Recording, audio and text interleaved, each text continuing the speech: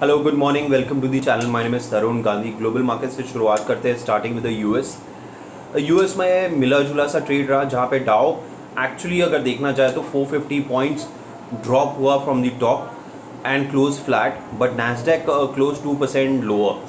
तो ये देखा हमने टेक स्टॉक्स में अच्छी खासी बिकवाली हुई कल के दिन में। और अगर आप देखो कि लास्ट एक हफ्ते की जो लोएस्ट पॉइंट है वहाँ पे जाके नैस्डैक रुका है। तो अगर इसको ब्रीच करके आज उसके नीचे क्लोज देता है या कल क्लोज देता है, क्योंकि आज से फेड मीट शुरू होगी और इंटरेस्ट रेट बढ़ाने के बाद इनकी कमेंट्री क्या रहती है फेड की, उस पर मार्केट पार्टिसिपेंट्स की नज़र रहेगी। तो देखते हैं कि आज और कल मार्केट कैसे बिहेव करता है। काफ़ी ज़्यादा वॉलेटाइल रह सकता है यूएस मार्केट्स भी। एशियन मार्केट्स की हम बात करें तो एशियन मार्केट्स कंटिन्यूस एक वीकनेस दिखा रहे हैं, खास करके हैंगसेंग एंड हांगकांग की मार्केट और Chinese market, because of the restrictions which have been put by the US companies, जहाँ पे जो चाइनीज़ बेस्ड आईटी कंपनीज हैं उनको डीलिस्ट करना है over the next couple of years. Brent crude एक बहुत बहुत अच्छी बात है। It has fallen two levels of almost like $100 पर बैरल। जो मैं कह रहा था कि 107 है, एक 102 एक इम्पॉर्टेंट सपोर्ट है, उसके आसपास ये ट्रेड कर रहा है। देखते हैं कि कैसे बिहेवियर रहता है, बिकॉज ऑफ दी चाइना में भी फिर से लॉकडाउन की बातें सुनाई दे रही है। Nobody nose the exact details of it, but बहुत ज़्यादा रेस्ट्रिक्शंस लगी हैं because of the new variant which is come on the Covid side. तो जिसके वजह से डिमांड इम्पैक्ट रह सकता है और इसी वजह से ब्रेंट क्रूड में थोड़ी बहुत हम वीकनेस देख रहे हैं। गोल्ड में भी प्रेशर आया, it is trading at 1940। Good time to accumulate gold and precious metals ahead of the Fed meeting. तो मेरा हमेशा यही सलाह रहेगा प्रेशियस मेटल्स में, खास करके कि आपको हर गिरावट में खरीदारी करनी चाहिए। रुपी की मैं बात करूं तो रुपी स्टेबल था, 76.56 पे क्लोज हुआ। बहुत टाइम के बाद अगर आप देखो एफआईएस की जो बिकवाली है, it has come in 3 digits. कल की बिकवाली थी 176.52 करोड़। काफ़ी दिनों के बाद हमने फाइनली एफआईएस में, मुझे नहीं लग मतलब मुझे ऐसा लग रहा है जैसे कि अब स्टॉक्स उनके पास बचे ही नहीं हैं, इंडियन स्टॉक्स, जहाँ पे वो बेच सके। But on a lighter note, but after a long time, the sell figure of the FIs is just 176.52 crores। उसके सामने हमने DI की खरीदारी देखी 1098.62 crores की। तो एक अच्छी खासी हमने खरीदारी देखी है। 10 ईयर जी से फ्लैट क्लोज हुआ 6.854 पे। निफ्टी की बात करें तो निफ्टी ने कल अच्छे लेवल से बाउंस दिखाया और हाईएस्ट पॉइंट पे जाके क्लोज हुआ, जहाँ पे उसको रेजिस्टेंस फेस करना पड़ेगा इन द रेंज ऑफ 16,800 से लेके 850। कल की क्लोजिंग 16,872 के आसपास थी। देखते हैं ये सस्टेन होता है कि नहीं। अगर ये यहाँ से निकल जाता है तो एक बहुत अच्छी न्यूज़ रहेगी, but volatility is bound to happen. बहुत ज़्यादा वॉलेटाइल होगा। एक it could be a false breakout also on the upside. अगर ये सस्टेन करता है for the next today and tomorrow, मतलब Tuesday, Wednesday and Thursday, because कल का जो फेड का आउटलुक, मीटिंग का आउटलुक होगा या कमेंट्री रहेगी, वो कल रात को आएगी। उसका असर हम परसों देखेंगे। तो वो हमें देखना होगा कि क्या ये सस्टेनेबल है या नहीं है, but we need to be very very cautious in case of the supports.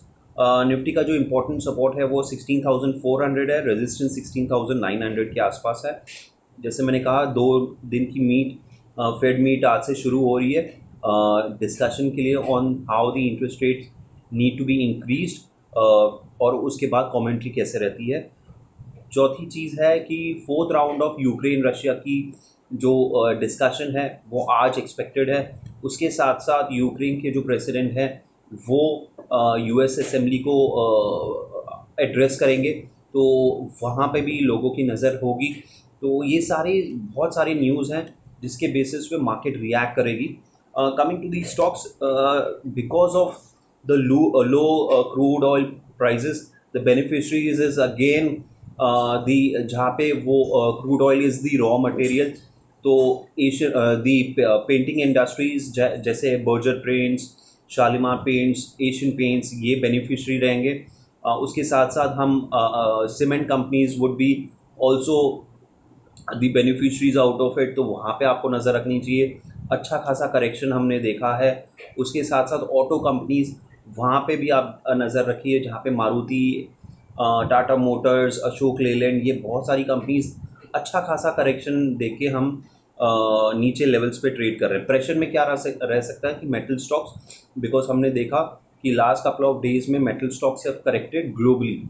ये just from a trading perspective है, ऐसा नहीं है कि मैं कह रहा हूँ कि you need to sell metal stocks. Metal for a long term it's a very very good investment bat.